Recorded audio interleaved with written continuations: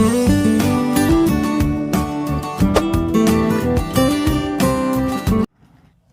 Friends, welcome to my channel study select. This is me Anshika. So friends, हमने पिछले class में real number का theory बहुत ही अच्छे से सीख लिया एग्जांपल के साथ। Now it's time to do some more question जिससे आपको पता चले कि आपको रियल नंबर कितने अच्छे से समझ में आया। ठीक है, तो वो सारे क्वेश्चंस हम कहाँ से करेंगे? आपके एनसीईआरटी से एंड पीवाईक्यू से। जो पीवाईक्यू है प्रीवियस ईयर क्वेश्चन जो इस साल आया आपका 2023 में जो एग्जाम हुआ है, हम उससे क्वेश्चंस लेके आए हैं आपके इस बार। ठीक है, ये सारे क्वेश्चन सॉल्व करेंगे जिसमें आपका 1 मार्क्स का क्वेश्चन, 2 मार्क्स का क्वेश्चन एंड 3 मार्क्स के क्वेश्चन आते हैं। ठीक है, जिससे आपको आइडिया हो जाए कि आपके बोर्ड एग्जाम में किस टाइप के क्वेश्चन आने वाले हैं। एंड एनसीईआरटी तो ऑफ कोर्स आपके लिए इंपॉर्टेंट है ही। ठीक है, तो उसको तो करना हमारे लिए सबसे इंपॉर्टेंट है। ठीक है, सो हम एनसीईआरटी एंड पीवाईक्यूज दोनों करेंगे जिससे आपको पता चलेगा कि आपको रियल नंबर कितने अच्छे से समझ में आया है या नहीं आया है। ठीक है, इसको आप एक टेस्ट की तरह भी ले सकते हैं कि ये आपका एक टेस्ट है। ठीक है, रियल नंबर का आपका टेस्ट है। तो चलिए स्टार्ट करते हैं आपके टेस्ट को और हमारे टेस्ट को भी। ठीक है, तो स्टार्ट करते हैं हम एनसीईआरटी के साथ। ठीक है, देन हम पीवाईक्यूज भी करेंगे जिससे आपको बहुत ही अच्छा रिवीजन हो जाएगा आपका रियल नंबर का। ठीक है, दिस इज योर टेस्ट। तो आपका टेस्ट कैसा गया आज का ये बताना आप बिल्कुल भी मत भूलिएगा। ठीक है, so let's start your test. तो क्वेश्चन नंबर 3 आपका एक्सरसाइज 1.1 का find the LCM and HCF by applying prime factorization method. So prime factorization method को यूज करके आपको इन नंबर्स का एलसीएम एंड एचसीएफ निकालना है। सो हम पहले इसको प्राइम फैक्टराइजेशन कर देते हैं। सो 12 का क्या हो जाएगा?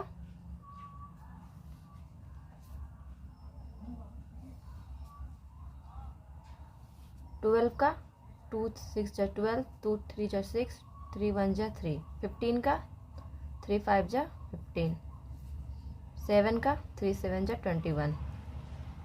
सो हम यहाँ पे अरेंज करके लिख लेंगे। 12 को हमारा क्या आया फैक्टराइज किया तो 2 × 2 × 3।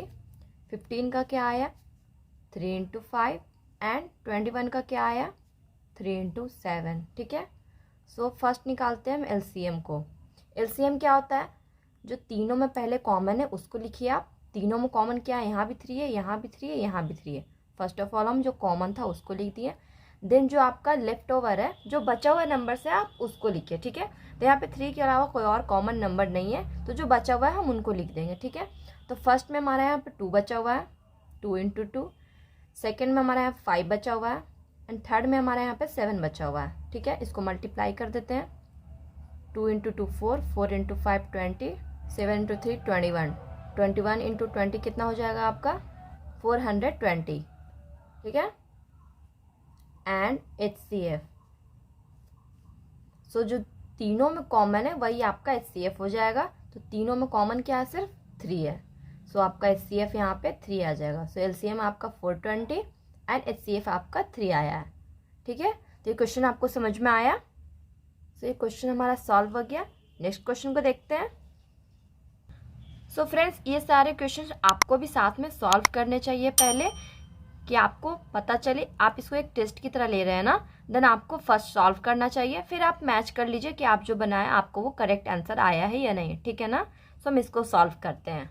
अब गिवन डैट क्वेश्चन नंबर 4 है आपका एक्सरसाइज 1.1 का।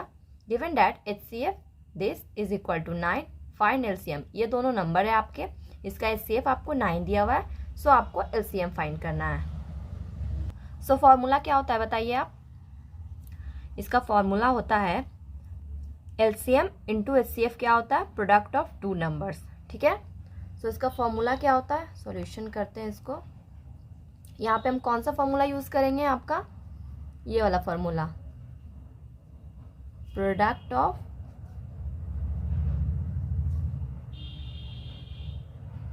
2 numbers is equal to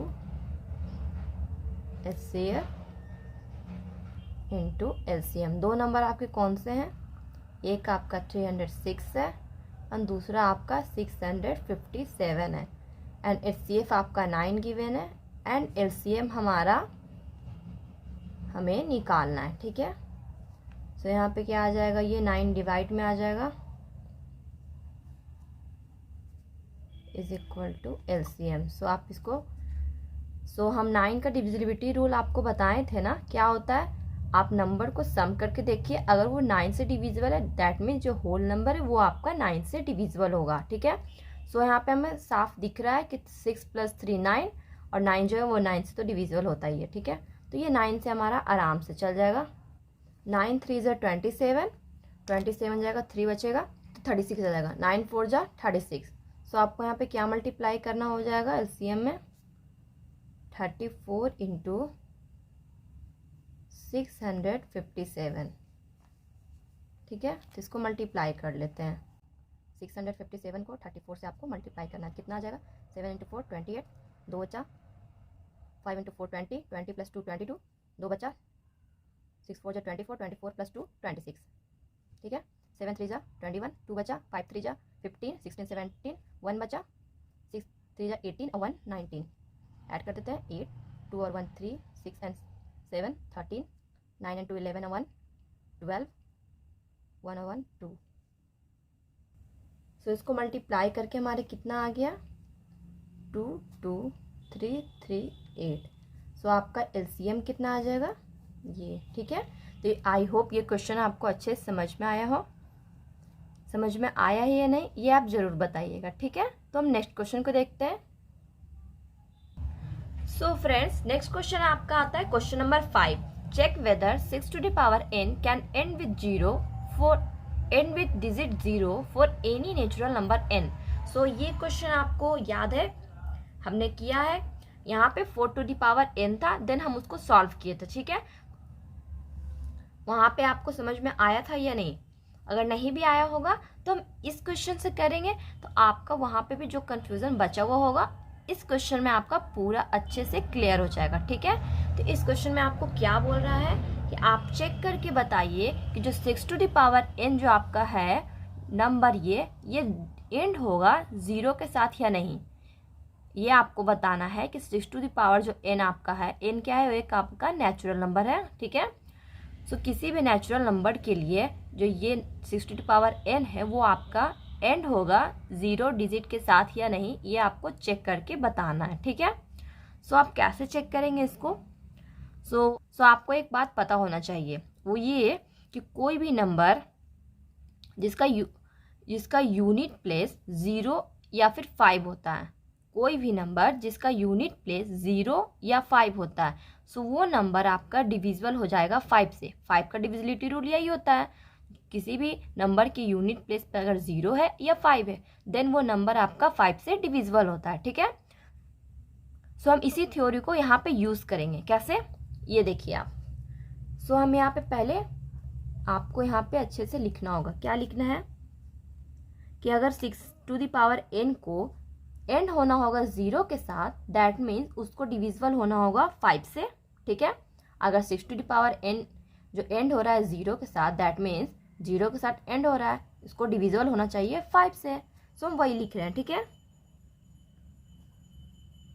if द नंबर 6 to the power n ends with the digit 0, तब क्या होगा, then it must be divisible by 5, must B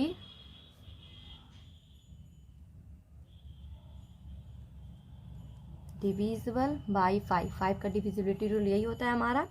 सो हम लोग क्या जानते हैं कि किसी भी नंबर के लास्ट में अगर 0 और 5 हो तो वो हमारा डिविजिबल होता है 5 से।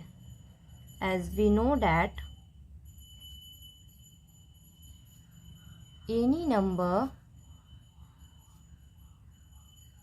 विथ यूनिट प्लेस पे क्या होना चाहिए, 0 या 5, 0 और 5, then it will be divisible by 5।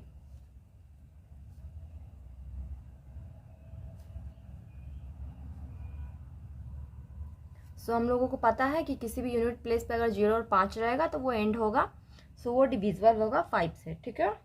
But जो प्राइम फैक्टराइजेशन है 6 to the power n का, वो क्या होगा,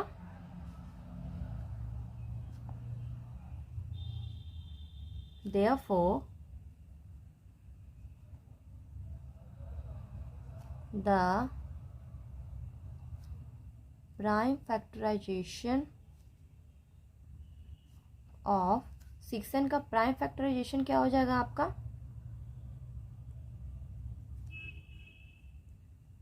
2 इंटू 3 पावर n आएगा आपका 2 इंटू 3 पावर n आएगा। ठीक है, सो यहाँ पे हमारा 6 टू द पावर n का प्राइम फैक्टराइजेशन क्या आया 2 इंटू 3 पावर n। ठीक है, तो यहाँ पे 5 कहाँ है, 5 तो यहाँ पे है नहीं, उसका 6 टू द पावर n का फैक्टर 5 तो है नहीं। सो अगर इसका फैक्टर 5 नहीं है डैट मीन्स ये डिविजिबल नहीं है आपका 5 से। ठीक है, सो इसका प्राइम फैक्टराइजेशन में 5 नहीं आता है। सो इससे क्या क्लियर हो रहा है हमारा, ये लिखते हैं पहले, देयरफॉर प्राइम फैक्टराइजेशन क्या है, prime factorization of 6 to the power n क्या नहीं है उसमें, डज नॉट कंटेन 5। 5 क्या है आपका एक प्राइम नंबर है, does not contain prime number 5। Prime factorization है जो 6 टू द पावर n का, उसमें आपका 5 आ नहीं रहा है। तो यहाँ से हमारा क्या क्लियर हो रहा है, hence it is clear that for any natural number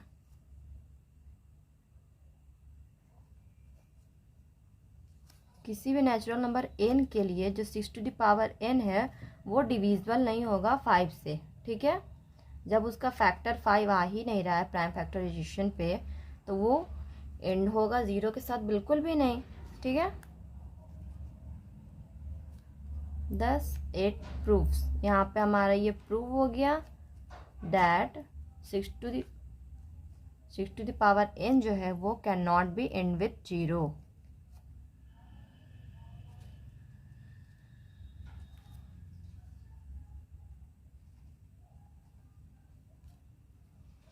so हमारा यहाँ पे ये क्लियर हो गया। सो आपको ये क्वेश्चन अच्छे से समझ में आया है नहीं, आप प्लीज बताइए।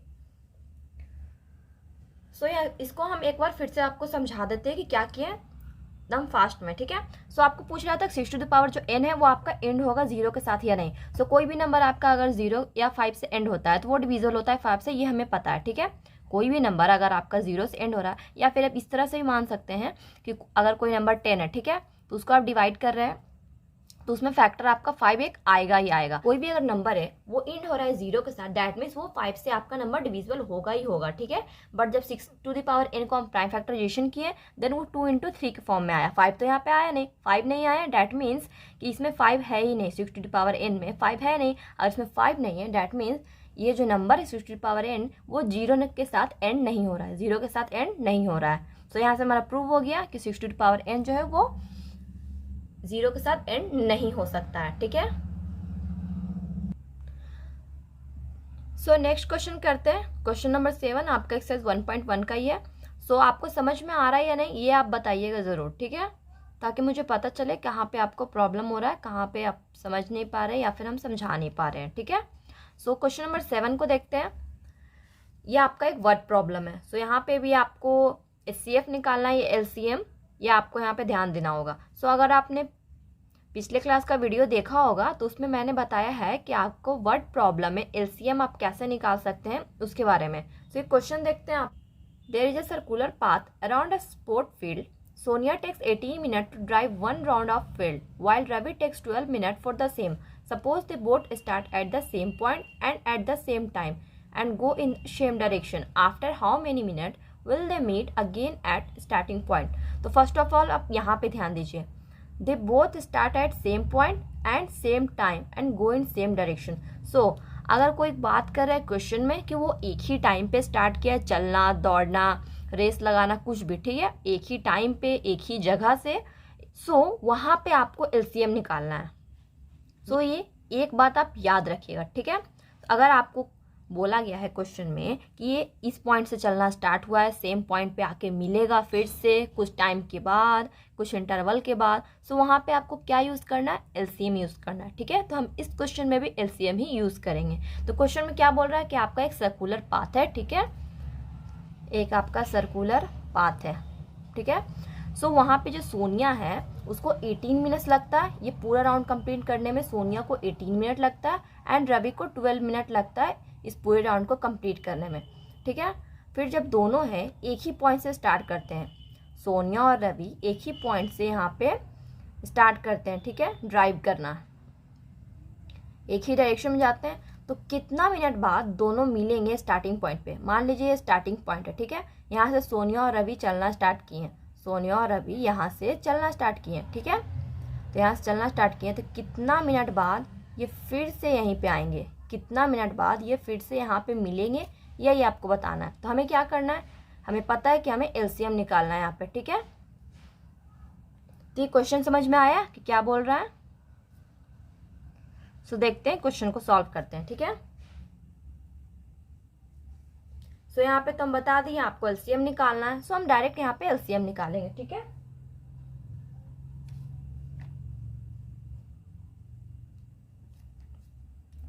पहले हम सोनिया का निकाल लेते हैं। सोनिया को कितना मिनट लगता है, 18 मिनट, एंड रवि को कितना मिनट लगता है, 12 मिनट। तो हम 18 को प्राइम फैक्टराइजेशन करेंगे एंड 12 को, 18 को करेंगे तो 2 9 = 18, 3 3 = 9, 3 1 = 3, 12 को 3 4 = 12, 2 2 = 4, 2 1 = 2।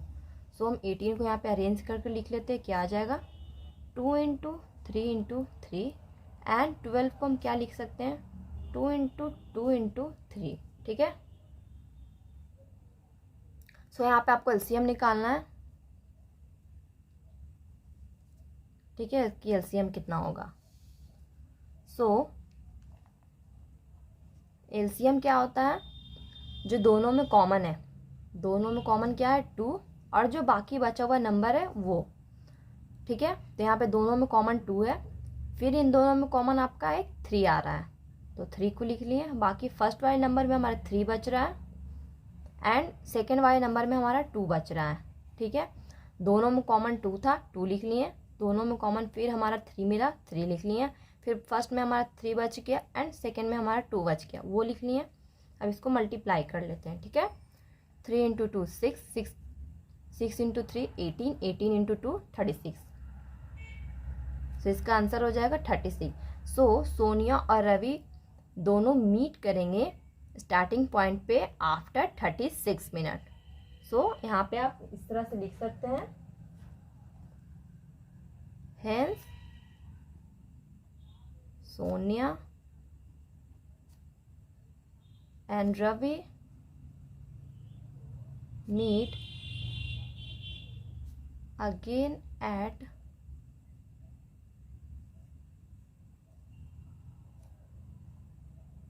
at the starting point in 36 minutes. तो समझ में आया क्वेश्चन कैसे सॉल्व किए हम। सो कुछ नहीं था क्वेश्चन बहुत ही सिंपल था, हम एलसीएम निकाल लिया, हमारा आंसर आ गया। और ये भी बताएं कि हम ये क्वेश्चन में एलसीएम क्यों निकाले हैं। ठीक है, सो आई होप ये क्वेश्चन आपको अच्छे से समझ में आया हो।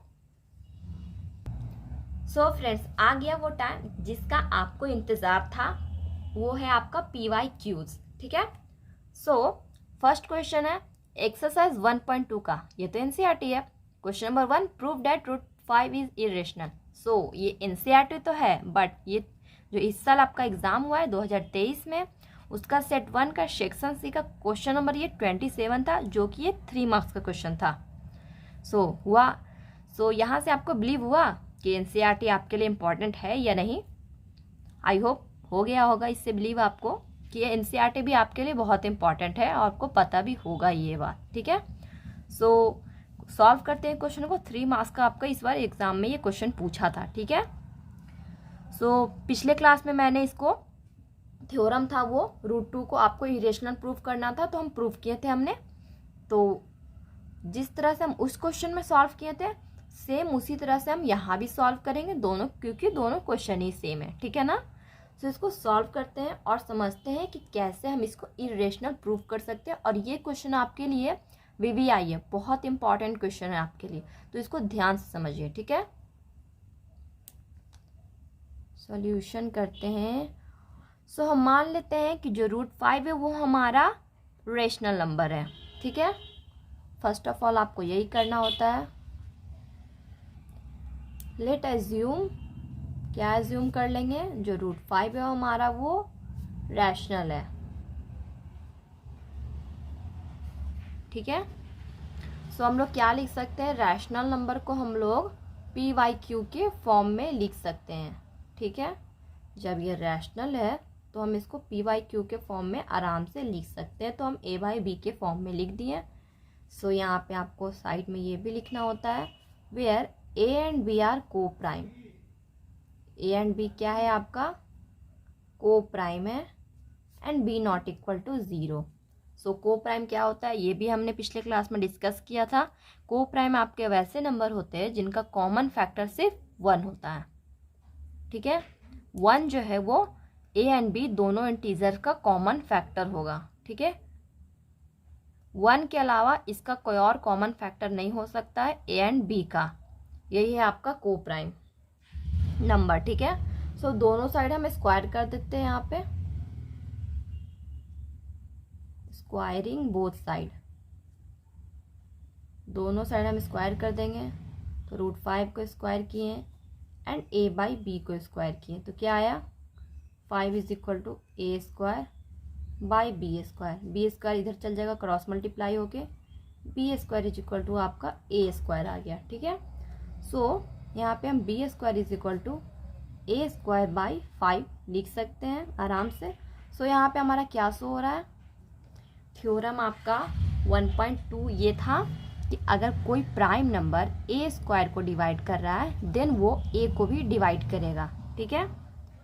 5 डिवाइड्स A², अगर प्राइम नंबर आपका डिवाइड कर रहा है A² को, किसी इंटीजर को, तो वो जो प्राइम नंबर है वो डिवाइड करेगा A को भी, ठीक है। उस थ्योरम में हमने बहुत ही अच्छे से इस चीज़ को समझा था कि ये क्या होता है, यहाँ पे भी आपको समझा रहे हैं, ठीक है। सो जो 5 है वो डिवाइड कर रहा है A² को, दैट मीन्स जो थ्योरम है आपका उससे यही प्रूव होता है कि जो 5 वो डिवाइड करेगा A को भी, ठीक है। सो यहाँ से हम A is equal to, so A जो है वो डिवाइड कर रहा है 5 से, सो 5 जो है वो डिवाइड कर रहा है आपका A को, तो सो 5 जो है वो डिवाइड कर रहा है A को। तो कोई भी नंबर किसी नंबर को डिवाइड करता है, सो क्वेश्चन कुछ तो क्वेश्चन आएगा और कुछ रिमाइंडर आएगा, ठीक है। सो यहाँ पे आप ध्यान दीजिए कि जो 5 वो डिवाइड कर रहा है आपका A को डिवाइड कर रहा है, इसका मतलब किसी भी नंबर को आप डिवाइड करते हैं तो कुछ क्वेश्चन आता है, एंड यहाँ पे डिवाइड कर रहा है इसलिए इसका रिमाइंडर जो है वो 0 है, ठीक है। 5 डिवाइड्स A, 5 जो है वो A को डिवाइड कर रहा है, इसका मतलब इसका जो रिमाइंडर होगा वो 0 होगा। पर डिवाइड करने के बाद कुछ क्वेश्चन तो आएगा, किसी भी नंबर को आप डिवाइड करते हैं तो उसका क्वेश्चन तो आता है। सो इसका हम क्वेश्चन को C मान लेते हैं, ठीक है। इसके क्वेश्चन को हम C मान लेते हैं। सो इसका क्वेश्चन को अगर हम C मान लिए एंड यहाँ पे हम क्रॉस मल्टीप्लाई कर दिए, ठीक है, 0 तो यहाँ पे ऑलरेडी है। सो यहाँ पे हमारा एक रिजल्ट निकल के आया A is equal to 5C। क्या रिजल्ट निकल के आया, A is equal to 5C। So हम इसी को इस इक्वेशन में पुट करके इस क्वेश्चन को सॉल्व करेंगे। सो हमारा क्या था, 5B² is equal to A²। So हम A is equal to 5C suppose कर रहे हैं, ठीक है। 5B is equal to A² की जगह पे हम 5C रख देंगे, उसका स्क्वायर कर देंगे।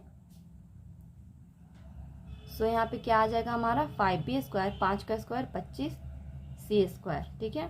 तो B² is equal to 5C² आ रहा है, ठीक है।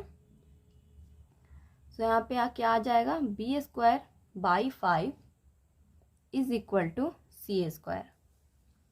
सो यहाँ पे क्या आया हमारा, B² by 5 is equal to C²। So यहाँ पे क्या हो जाएगा, यहाँ पे जो 5 हो वो डिवाइड कर रहा है आपका B² को।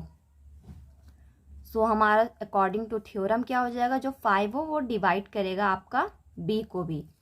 5 जो है वो डिवाइड कर रहा है बी स्क्वायर को।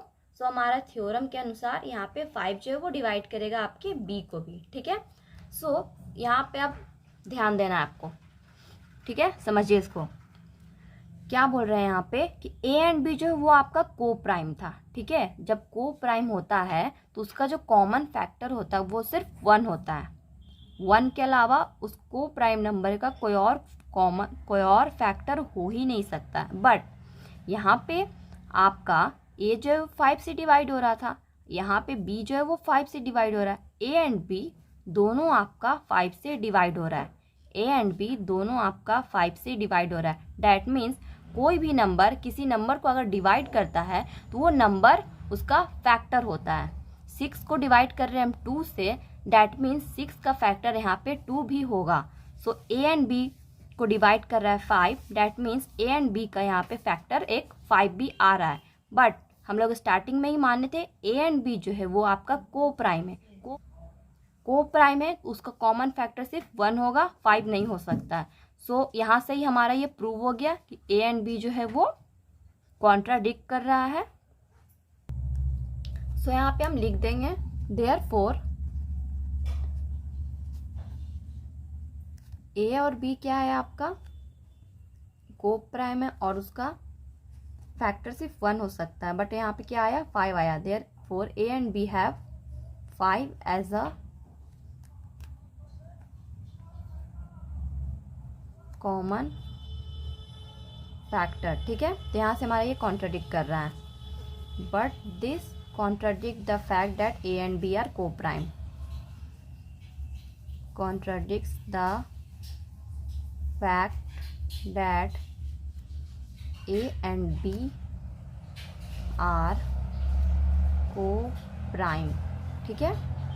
सो यहाँ से क्या हो रहा है हमारा कॉन्ट्राडिक्शन जो है वो अराइज हो रहा है और जो हमारा अजम्पशन है वो गलत प्रूव हो रहा है, ठीक है, इनकरेक्ट हो रहा है। तो हमारा जो रूट 5 है वो रेशनल नहीं इरेशनल होगा। सो यहाँ पे हम लिख देंगे दिस कंट्राडिक्शन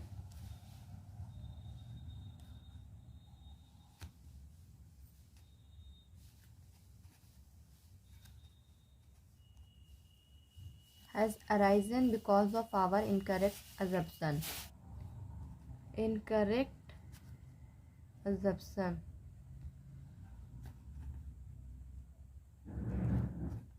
क्या था हमारा assumption कि जो रूट 5 है वो हमारा एक रैशनल नंबर है।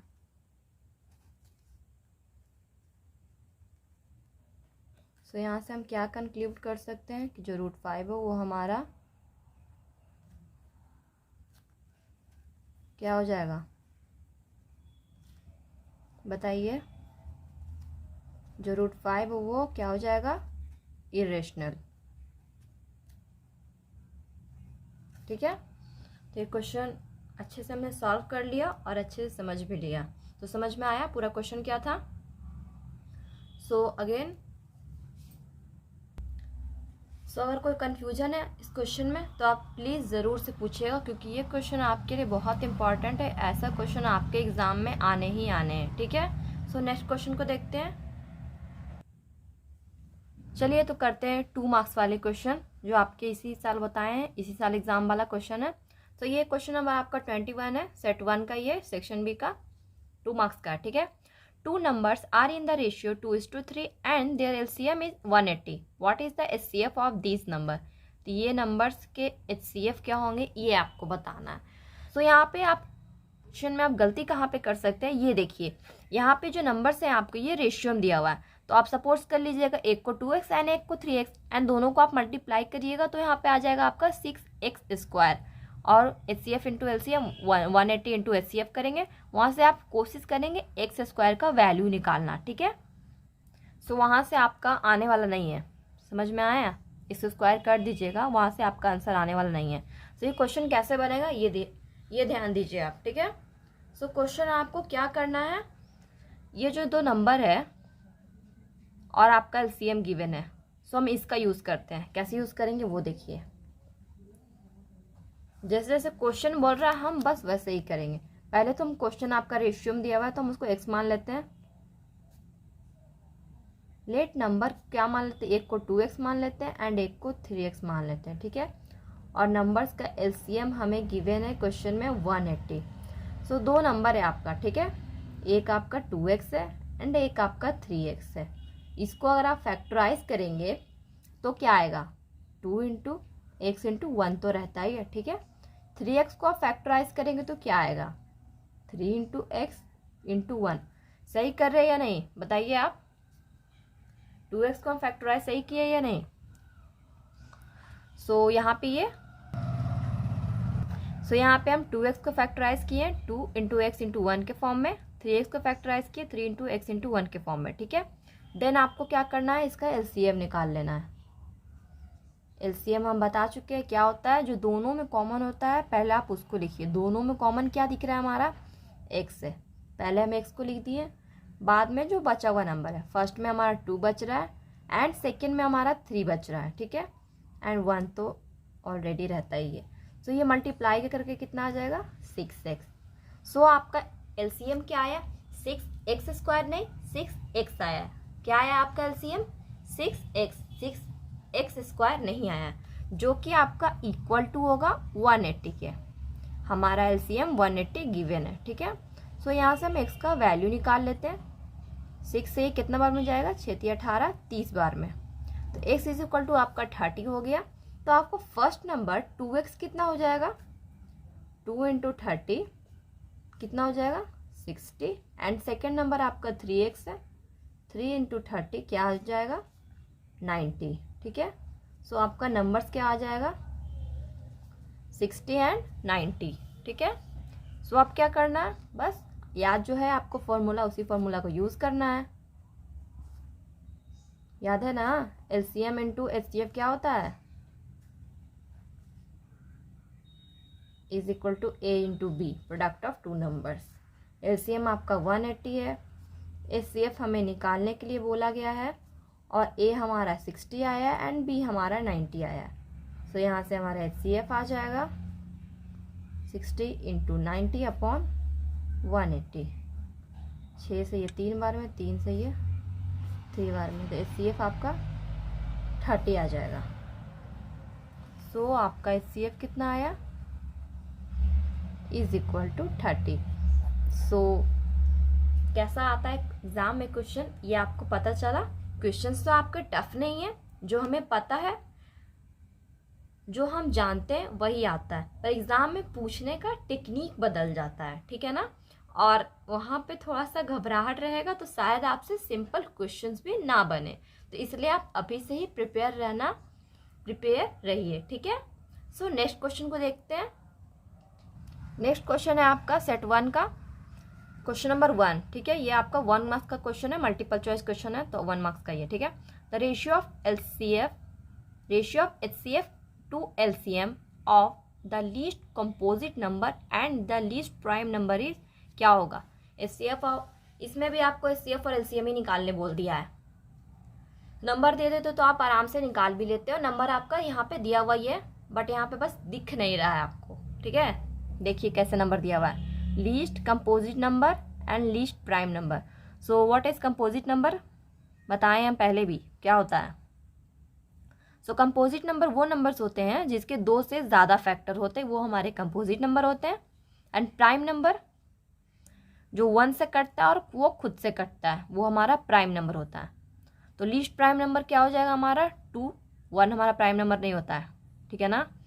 लीस्ट प्राइम नंबर हमारा 2 हो जाएगा एंड लीस्ट कंपोजिट नंबर क्या हो जाएगा हमारा, 4 होगा। 4 जो है वो 2 से भी डिविजिबल है, 1 से भी डिविजिबल है। सो यहाँ पे आप अच्छे से लिखिए। तो मल्टीपल चॉइस है तो आपको तो कॉपी में रफली करना होगा, वहाँ पे इतना लिखने का ज़रूरत नहीं है। सो यहाँ पे लिख के आपको समझाते हैं, ठीक है। लीस्ट कंपोजिट नंबर आपका क्या होता है, 4 एंड लीस्ट प्राइम नंबर क्या होता है आपका, 2 होता है, ठीक है। 4 को हम प्राइम फैक्टराइजेशन किए, 2 इंटू 2 आया। 2 को प्राइम फैक्टराइजेशन किए तो 2 आया, इंटू 1 भी मान लीजिए, ठीक है। सो यहाँ पे हमें क्या निकालने बोला है, एचसीएफ एंड एलसीएम। एचसीएफ क्या हो जाएगा, जो दोनों में कॉमन है, दोनों में कॉमन सिर्फ यहाँ पे 2 है। एलसीएम क्या हो जाएगा हमारा, जो दोनों में कॉमन है वो, और जो एक्स्ट्रा बचा। फर्स्ट में हमारा सिर्फ यहाँ पे 2 बच रहा है, 2 × 2 4। तो HCF हमारा क्या आ गया 2 एंड LCM क्या आया 4। तो क्या बोला क्वेश्चन में रेशियो, ठीक है। सो इस तरह से आप HCF इज टू LCM, ठीक है ना। यहाँ पे आप क्या आपको ध्यान रखना है खास, ये देखिए किसका रेशियो पूछा है, HCF टू LCM। अगर आप LCM टू HCF निकाल देते हैं देन आपका यहाँ पे ऑप्शन पहले से ही ऑलरेडी गिवन है, ठीक है ना, 1:2 2:1। अगर यहाँ पे गलती किए, इसको ध्यान से नहीं पढ़ें, देन आपका आंसर सही आने के बाद भी गलत हो जाएगा, ठीक है ना। तो इन छोटी छोटी बातों को ही हमें ध्यान रखना होता है एग्जाम्स में, ठीक है। तो HCF क्या हो जाएगा हमारा 2 आया एंड LCM हमारा 4 आया। तो हमारा HCF कितना आ गया 1 एंड LCM हमारा 2 आ गया। तो HCF एंड LCM का रेशियो हमारा 1:2 आ गया। सो हमारा करेक्ट ऑप्शन क्या हो जाएगा, ऑप्शन ए, ना कि ऑप्शन बी। अगर आप इसको ध्यान से नहीं पढ़ते और 2:1 आ जाता तो आप इसको मार देते, बट हमारा सही ऑप्शन तो ऑप्शन ए है, ठीक है। तो हम इन बातों को बहुत ही अच्छे से ध्यान रखेंगे, हमें क्वेश्चन को केयरफुली पढ़ना होता है बोर्ड एग्जाम में, ठीक है ना। तो ये कुछ टिप्स थे आपके बोर्ड एग्जाम को और भी आपके लिए अच्छा करने के लिए, ठीक है। सो आई होप इस वीडियो में आपको सारे क्वेश्चन अच्छे से क्लियर हुए होंगे, डाउट्स क्लियर हुए होंगे, और आपका रियल नंबर का टेस्ट कैसा गया ये बताना, ये ज़रूर से बताइएगा, ठीक है। तो मिलते हैं आपसे नेक्स्ट वीडियो में, तब तक के लिए थैंक यू वेरी मच।